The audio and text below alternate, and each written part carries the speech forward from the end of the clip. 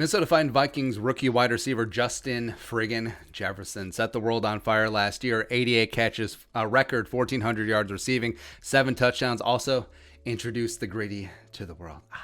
But he was the 5th wide receiver taken in the draft behind Henry Ruggs and Jerry Jeudy and CeeDee Lamb and Jalen Reagor. So the question is, why did he dip?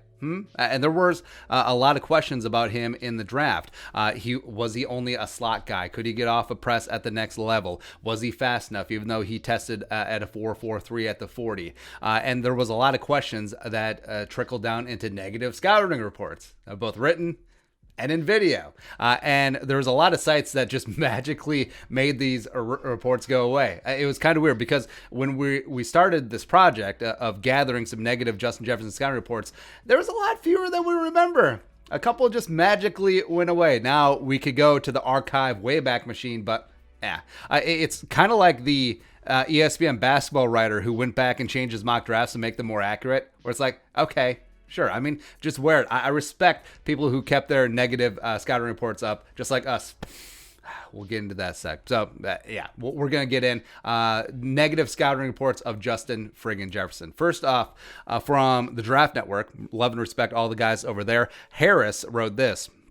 In the NFL, I do not see a starter for most teams, and therefore will have to increase his value in the kicking game to make himself more of an asset. On third down, he should probably remain off the ball and develop more upper body strength in order to play X. He currently projects with minimal value in the kicking game. So he's going to be a wide receiver 3, and he has to provide value in the kicking game. So he's basically Chad Beebe. He's like a 6'1" Chad Beebe. Right. Another guy, Ben Solak.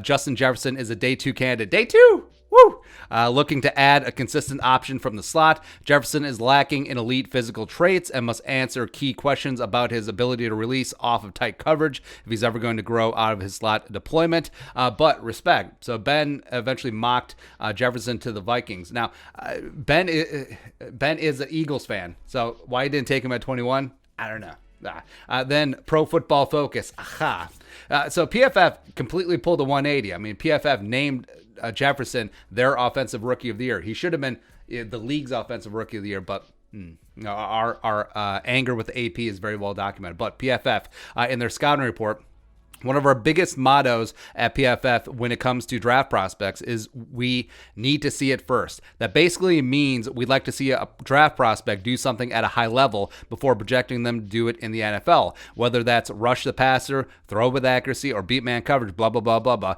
With Jefferson, his massive breakout season was routinely the product of exploiting holes in zone coverage rather than creating space himself. Until we see that, we're just going to be hesitant to covet a prospect too highly. Negatives: bounce off of his route easily by any sort of contact. Barely seen any press coverage as slot, 106 snaps all last year. But so much of his production this season has come on over routes finding a hole against zone.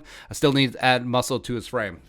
Now, some of those concerns certainly valid, but then he put those things to rest, baby. On the outside, at the X, at the Z, just muscling cornerbacks for balls. Give me that. Just give me that. I like to see that.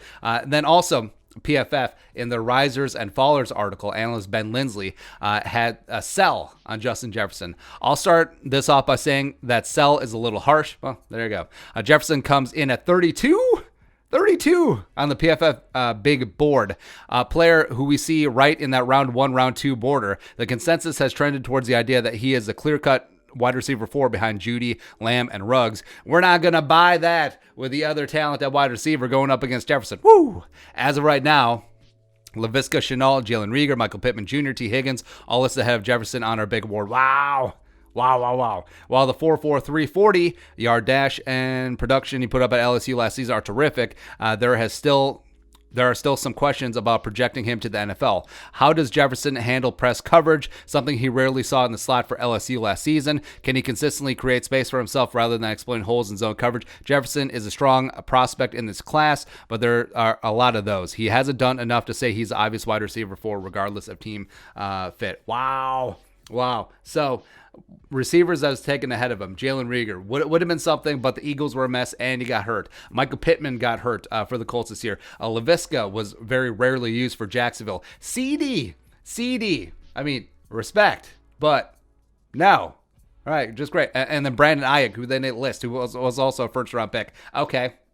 So all those other receivers were wartless, huh? They're just perfect. Like Henry Ruggs. Oh, he's got the speed. Oh, he can develop a route tree. Oh, he can do all that, right? Oh, he can stay healthy. Okay. Or Jerry Jeudy. I mean, Jeudy should have done something. Well, maybe Judy's impact in his rookie year was blunted because of Drew Lock. As well as they lost Cortland Sutton. So you lost that big-bodied outside the numbers receiver to take heat off of Jeudy in the slot. I get it. But, I mean, sure, Jefferson had Thielen, but Jefferson, by, like, week 6, was wide receiver 1. And then Adam Thielen was very clearly wide receiver 2. Woo! The draft wire. While Jefferson proved to be capable of separating at the collegiate level, one has to wonder how much of this was related to scheme. He is a good athlete, but his technique as a route runner could use some cleaning up. His footwork can be a little sloppy at times, and he can struggle to sink his hips into his breaks and make sharp cuts. He was a reliable target coming out of the slot, but Jefferson doesn't offer much value lined up out wide. He doesn't do a great job of using hands separate from tight man coverage, and his ability to break press isn't all that great. His profile is certainly one of an NFL contributor, but he doesn't necessarily have number 1 target written all over him. Projection round 2. Wow. So, yeah, a lot of talk was, well, he's working from the slot. You got Chase, you got Terrace Marshall Jr. on the outside, and Joe Brady, and Joe Burrow. I fully understand that, but wow, like sloppy footwork, like we didn't even go down that rabbit hole in our assessment. Like his footwork tight, route running extremely precise. He's one of the cleanest rookies to come into the league ever. And it's like, wow, contributor. If the NFL ever goes full XFL and you're able to put custom names on the back of your jerseys, that's what Jefferson should put on, contributor. Wow. Mike Mayock, former NFL Network analyst, Raiders GM, we're paraphrasing here. So they had the number 12 overall pick. They took the first wide receiver off the board. I just like Henry Ruggs III better. Great. Cool. The Athletic, Dane Brugler. Now, this is sort of hedging. This is sort of blunting. There's some positives and negatives in this one. But he mocked Justin Jefferson, number 17 overall, 6'1", 202. A throwback pass catcher. That's backhanded. Jefferson attacks defenders at the stem and always works to get open, playing with the gritty mindset over the gritty to finish in a crowd. Although not a burner, his detailed footwork and understanding of route depth create passing windows and always make him available. Overall, Jefferson doesn't possess elite suddenness, but he is a seasoned route runner with the physical ball skills and competitive makeup that translates to the NFL, projecting as a quarterback-friendly target, ideally suited in the slot. So there were some positives, there were some negatives there. It really was a hedge. And you'll see this, where I think guys like the national media jabroni draft people, there's a lot of hedging. Like, there's a lot of mushy stances. Now, that might be, hey, talk about the positives, what this player could bring to a team, but you don't see the slams. And you see that from some of the smaller, some of the up-and-coming writers and media personalities where, like, that guy sucks. Like, you're never going to see that from a Mayock, well, when Mayock gets back in the media, or Daniel Jeremiah, or Bucky Brooks, or Kuiper, or Brugler. You're not going to see that. Hey, that guy simply cannot play in the NFL. That guy sucks. You don't see that from the top-tier guys, but mid-tier and up-and-coming guys, you see that a lot. Maybe it's because we have less to lose by missing on a pick. Pat's Pulpit. Weaknesses. While Jefferson projects to come off the board as early as the first round, he does enter the NFL with some questions, the biggest of which might be tied to his release off the line of scrimmage. Jefferson rarely faced press coverage, blah, blah, blah, blah, blah. He'll need to do that, blah, blah, blah, blah, blah. In general, he has shown that he can get rerouted too, easily at times when challenged on his patterns and needs to use his outside arm to disengage. He may have to add more mass to his frame and help in this regard. Jefferson also offers only limited deep threat abilities at this point in his career. While he tested well at the combine, blah, blah, blah, blah, blah, beyond the 20-yard range was limited in part due to his ability to shake free on 9 routes and similar assignments. Well, we put that one to bed. I mean, Jefferson was a phenomenal deep threat in this offense, probably even better than Adam Thielen. And Kirk Cousins is one of the best deep ball quarterbacks in the league when he is protected, when given time. And Jefferson, he got that shake on 9 routes, on deep digs, on skinny posts, on bang eights, all of that stuff. Justin Jefferson can get after it. And that's it. That is all the negative scouting reports on Justin Jefferson that, oh no. Bow God, that's our music. Downside is I think that what we saw in 2018 out of him on the outside, I don't think he's going to be long for playing outside a lot in the NFL. I just don't see it. So how does that mesh stylistically with Adam Thielen? Of course, we know Thielen can win in the slot. He also can win outside, so maybe that there's a compromise there.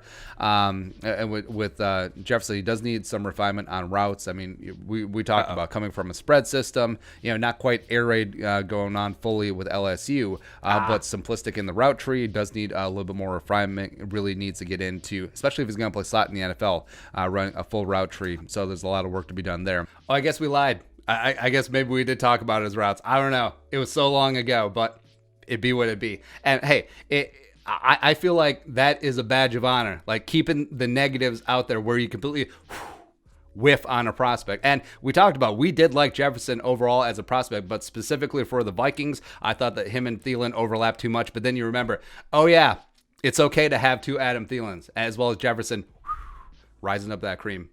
I fully understand it. Hey, we're eating crow.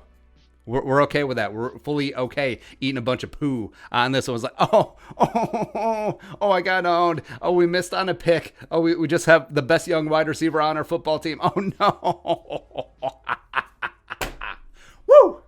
I like it. It's good times, man. But your thoughts, reading negative Justin Jefferson draft profiles, let us know in the comment section below. Subscribe for daily Vikings takes. Want to support that work, pull some of the Venmo. But until next time, Skull Production Value.